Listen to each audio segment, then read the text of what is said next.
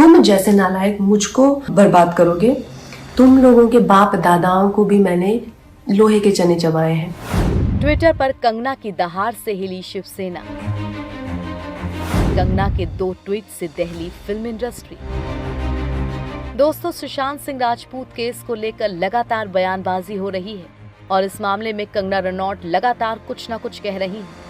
कंगना और शिवसेना नेता संजय राउत के बीच चली जुबानी जंग खत्म होने का नाम नहीं ले रही। कंगना ने एक बार फिर संजय राउत पर निशाना साधा है। साफ शब्दों में कहें तो कंगना और शिवसेना नेता संजय राउत के बीच ट्विटर पर एक जंग चल रही है। दरअसल कंगना ने सीधे सीधे शिवसेना को मराठी अस्मिता पर घेरा है।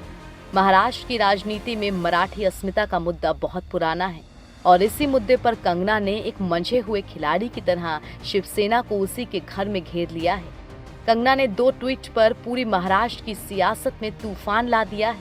कंगना के इस ट्वीट से पूरी फिल्म इंडस्ट्री भी 2 भागों में बंट गई है। कंगना रनौत का एक ट्वीट सोशल मीडिया पर बवाल मचा चुका है।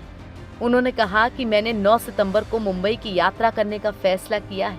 किसी के बाप में हिम्मत है तो वो रोक ले। इसके बाद कंगना ने एक और ट्वीट किया जिसमें उन्होंने कहा कि किसी के बाप का महाराष्ट्र नहीं है। आगे की खबरें बताएं, लेकिन उससे पहले आप लोगों को कंगना के वो 2 ट्वीट दिखा देते हैं। दरअसल कंगना ने ये ट्वीट शुक्रवार 4 सितंबर को किए थे।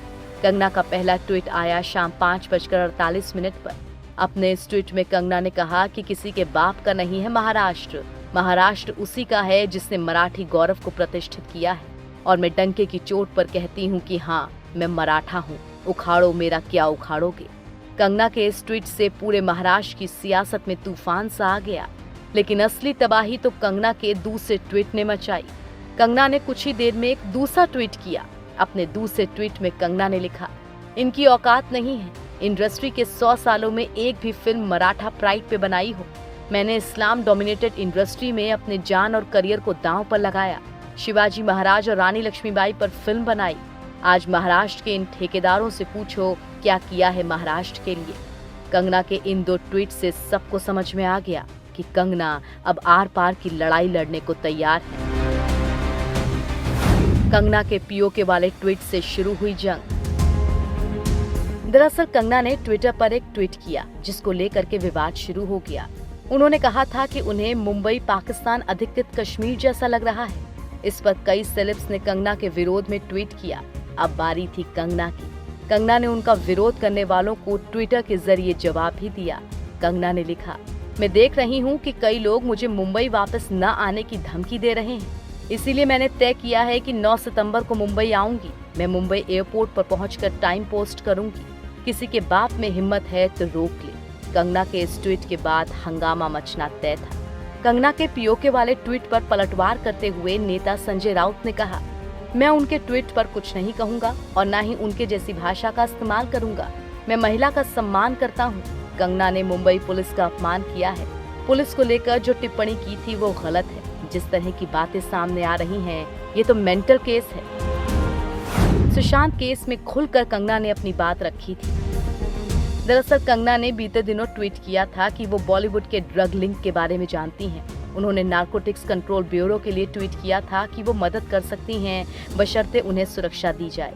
इस पर बीजेपी लीडर राम कदम ने महाराष्ट्र सरकार को ट्वीट करके सवाल उठाए थे। इस पर कंगना ने जवाब दिया था कि वो सेंटर या हिमाचल प्रदेश से सुरक्षा चाहती है। मुंबई पुलिस से उन्होंने डर बताया था। इस पर संजय राउत का बयान था कि इतना ही डर है तो वो मुंबई ना आए, जिस पर कंगना ने पलटवार किया था कि मुंबई अब पीओके जैसा फील हो रहा है। इस ट्वीट को लेकर बॉलीवुड ने भी कंगना का विरोध किया। सोनू सूद से लेकर रितेश देशमुख ने ट्विटर पर कंगना को समझाने की कोशिश की, लेकिन कंगना कहाँ मानने वाली थी। उन्होंने भी हर किसी को अपने ही अंदाज में जवाब दे दिया। दरअसल कंगना ने शिवसेना नेता संजय राउत को आड़े हाथों ले लिया था।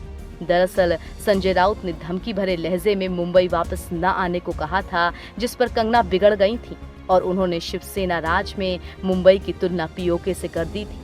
उन्होंने निशाना तो शिवसेना सरकार पर साधा था, लेकिन जिस तरह से लिखा गया उससे उनके विरोधियों को मौका मिल गया कि उस बयान को मुंबई के खिलाफ दिखाकर कंगना को निशाने पर लिया जाए, जिसके बाद ट्विटर पर कंगना के विरोध में आवाज उठने लगी।